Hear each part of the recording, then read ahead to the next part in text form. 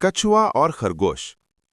एक सरसब्ज जंगल में एक तेज रफ्तार और मगरूर खरगोश रहता था। वो हमेशा अपनी फुर्ती और दौड़ पर नाज करता और दूसरे जानवरों का मजाक उड़ाता।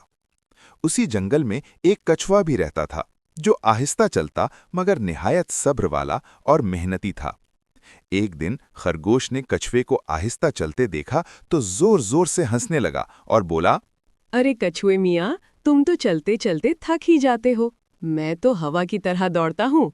कछुआ मुस्कुराया और नरमी से बोला, रफ्तार सब कुछ नहीं होती। अगर हिम्मत हो तो मेरे साथ दौड़ लगा लो। ये सुनकर जंगल के सब जानवर हैरान रह गए। सबने फैसला किया कि अगले दिन दौड़ का मुकाबला होगा।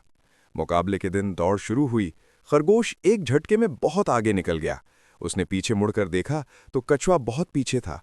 खरगोश ने सोचा, ये तो बहुत सुस्त है, मैं थोड़ी देर आराम कर लेता हूँ। वो एक दरख्त के नीचे लेट गया और नींद आ गई। उधर कछुआ आहिस्ता आहिस्ता मगर मुसलसल चलता रहा, ना रुका न थका।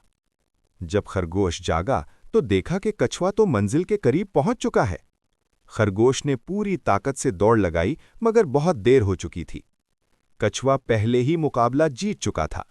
सब जानवरों ने कछुए की तारीफ की और खरगोश को अपनी गलती का एहसास हुआ। सबक: मेहनत, सब्र और मुस्तकिल मिजाजी गुरूर और जल्दबाजी पर हमेशा गालिब आती है।